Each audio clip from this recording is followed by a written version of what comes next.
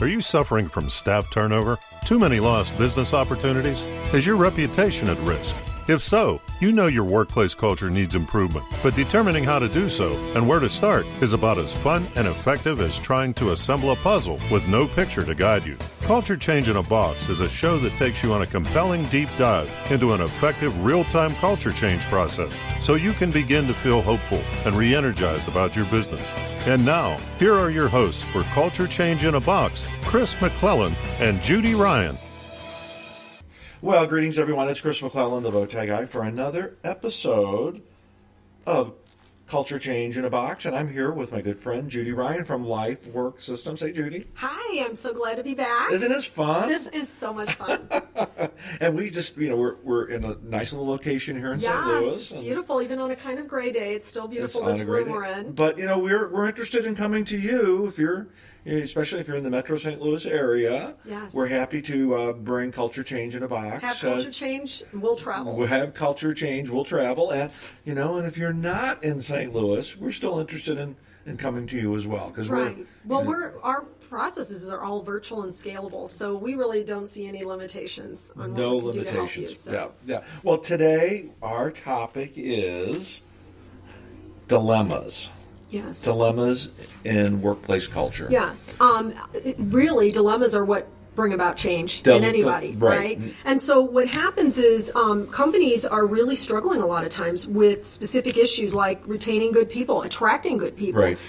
One of the areas we work in a lot of healthcare. It's not the only market we work in, but healthcare, for example, is growing so rapidly that they can't keep the supply and demand up.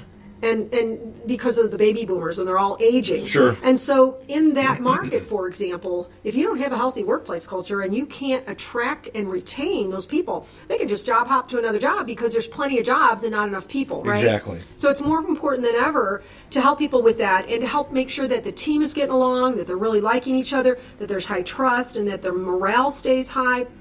And that you are able to identify and redirect negative behavior when it shows up. Mm-hmm. So we do something with customers when we first get involved with them that is actually super helpful to both sides of the equation. When an organization, typically they'll see us through reading a book that I wrote or through a presentation or a podcast like this, right? And they'll start to have this idea that there's a real solution for them and they want to explore further. Mm-hmm. So we do what's called an exploration survey. Okay. And it's a free survey we do, but what it does is it begins to educate the business owner or leader in what a healthy workplace culture has in place. So it asks a lot of questions around requirements gathering and analysis of their human systems, and do we have a plan in place for our human systems and our culture, and are we testing that, and are we maintaining that, and are we implementing everything we should be implementing? So as it's asking them specific questions about those 5 things, they're checking boxes off saying, oh, this question is asking me, do I have a workplace culture plan?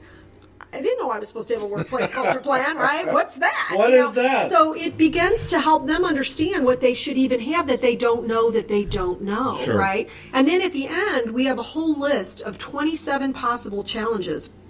Some people just check off 1 or 2.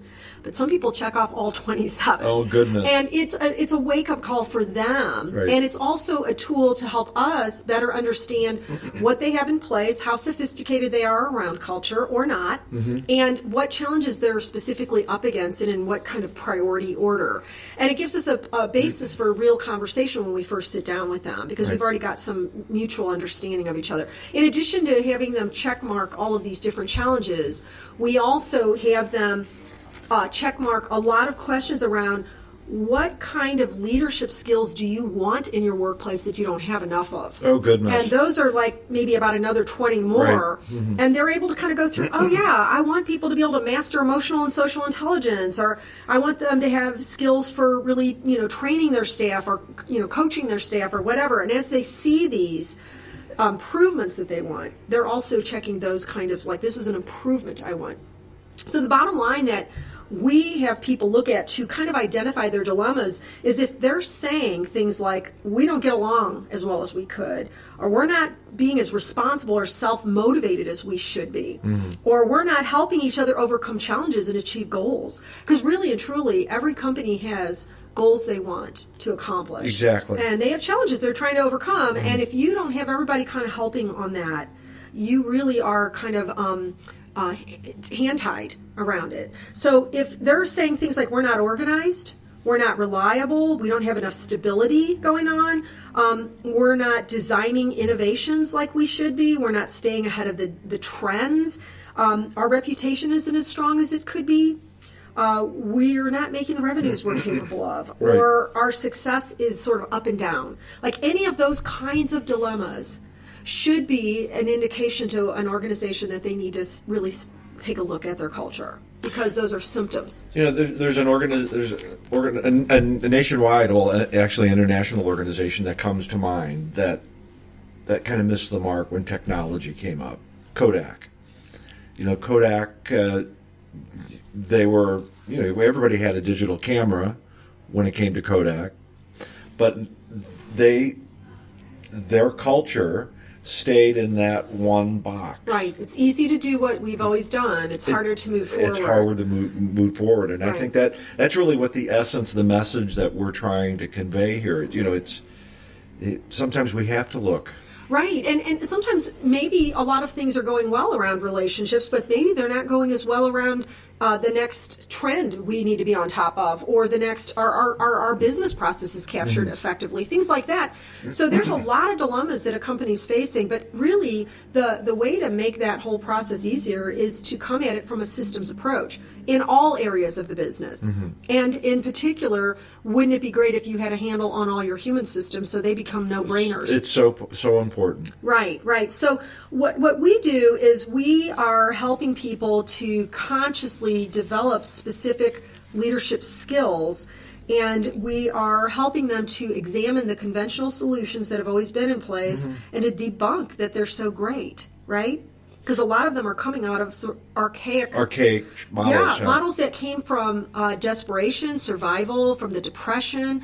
A lot of the systems in schools, for example, which translate into the way we raise kids and then raise adults and how they behave in other structures, were based on systems designed to create conforming factory workers. That's not what we need now. Well, it's not to say we don't need factory workers, but we need people that can collaborate and be creative and innovate together. And those are not just drones that are mindless, right? Those are people that are really self-thinkers. Their inductive reasoning skills are strong.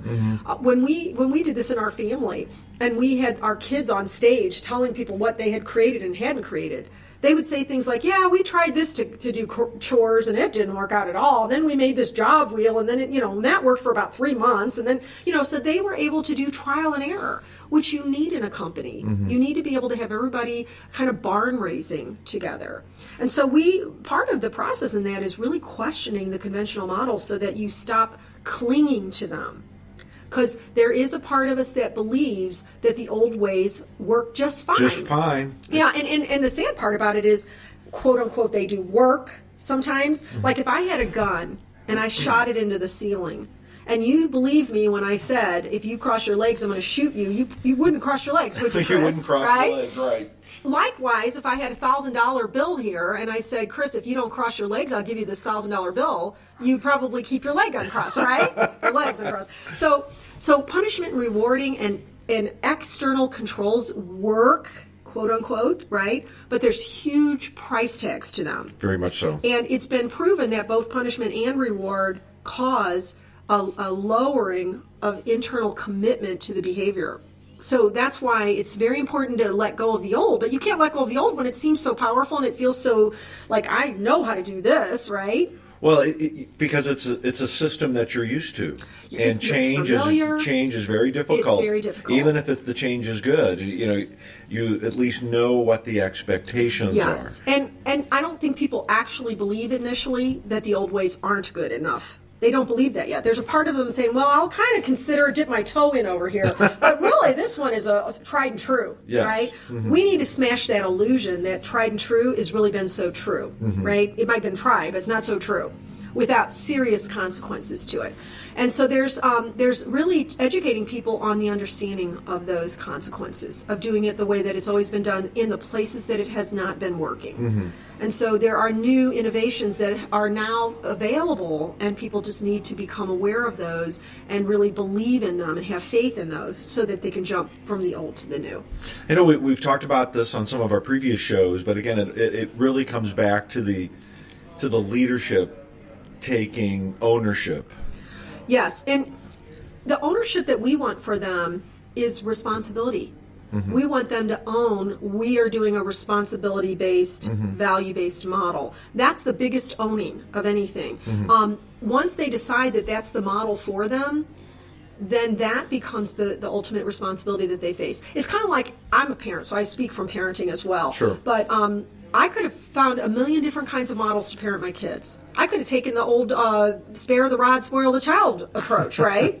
And it would have created a whole set of consequences differently than I have today. But because I chose a responsibility-based, value-based model for my family, half the time the kids in the neighborhood were coming to my house saying, we need to do a dialogue tool, or we need to do a thermometer exercise. My kids would be like, come to my house, we know how to help you with that, right? I mean, it was really cool. And even today, they teach their own children and the people they work with, because all this stuff is transferable. What you learn in their model, so, sure. It works at home, it works in schools. People are always saying that when we teach them one, they're like, it's working over here. So we have raised 5 kids who are very much their own person, who know how to problem solve, who are helping their children know how to problem solve because they learned responsibility-based modeling. And so that's really what the leaders are learning about and fully embracing if they're going to be successful in our processes. Does that make sense? And very much so. Taking ownership. Goodness. Yeah, taking ownership. Yeah, it actually is the path to freedom and joy.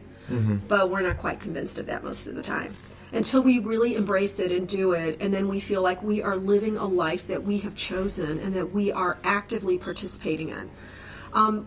Just to kind of do a sidebar, do we have time for a sidebar? Oh, very much so. Yeah. Okay, so I work with organizations on defining purpose, and usually the leader is very willing because the leader has already kind of decided I'm in, right? They're already committing money and time and all of that. But we get to about month 4 in our training processes, and we have a topic where everybody in the company is now learning how to write their own purpose and values. It's so important. I can't tell you how rebellious people get at that stage. I'm But not it's kidding so you. important. They want to flake out about it. They want to talk about how it has nothing to do with work. I had a person recently who heard one of our concepts is that everyone in a workplace needs to feel empowered, lovable, connected, and contributing. And she replied on her survey, that's insulting that we have to worry about people being lovable, right? Being lovable. And I said, I can understand how you'd feel that way. Yeah. But the fact of it is, if you have 2 scenarios, and one is one in which people are warmly welcoming you into the room and inviting your input and showing curiosity and interest in you, versus another group who may just not give you any of those cues. They could be the same people. They could actually both be a group of people that want to hear from you and want you on the team. But in one scenario, you're going to probably deduce that you don't fit in, that you're not wanted, that you're not important to them. And that would be a harmful mistake. So you can see how helping people to feel visible and lovable is important to their functioning, to their feeling, their sense of, I'm wanted in this situation. And so being able to lead in a way that really is constantly focused on how do I help people to be responsible to creating collectively what we want to be occurring. And it's got a lot of moving parts to it. Very much so. Goodness. So I want to jump to an area. It's an acronym that you use. Okay. And I actually wrote a little bit about it in my thesis. ROW. Okay. Love it. I love it, and I'm racking my brain with the acronym. Well, I'll give you another one to even make you feel worse, but they're kind of connected. Okay. There's also a term called a K-ord, and a K-ord is a combination of the word chaos and order. Oh, right? goodness. Isn't that a fun little juxtaposition? We're going to do a show on that word. Good. Okay. So a K-ord and row are very similar because what you're saying is you're saying everybody can have their own personhood and their own set of skills and talents, and that if you intend an outcome, So that's where the order comes in. Then everybody comes to the table saying, oh, I see how I would approach that outcome, and let me contribute this part to it. So you're having faith that if you have a focus, that the chaos in the room will move in the direction of solving and creating that outcome. Otherwise, chaos is just chaos for chaos sake, right? But anything that is chaos is actually a very free-flowing state of being. The problem is most people either want to just do it ad hoc, their life and everything else, and then it's just kind of like almost happenstance where it goes, and it can easily get off track, right? So a chaot is somebody that says, I know we have all this beautiful, wonderful little chaos going on over here like nature does, but we know how to direct it toward beauty and toward goodness and so on. Rho is like that as well. Rho is where you say, we have a certain result, and we're going to make the result everything. So in our example that I gave last week was about taking productivity and having whole teams work on how are we going to accomplish that, right? That's a Rho, because you're saying our result is the only thing that matters, and we can do whatever we want to get there within, within values and purpose. But it opens this incredible way where you find all these third and fourth and fifth and sixth options that you couldn't see on your own. It reminds me of when we raised our whole family together to build my brother's house. It was kind of a barn raising kind of a thing. And everybody brought, I remember I learned how to hang insulation and all this stuff, and we all brought music to it. I mean, it was chaotic, but it was organized because we had a result in mind.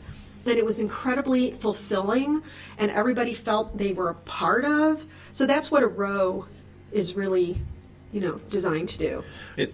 Result-oriented work environment. So instead of saying we're all just going to, here's a great example of this. If you were to train two people to work on an airplane, one, you might say, here's the steps. You read the instructions, you go and make sure that everything's locked, and all those things that the stewardess and stewards do, right?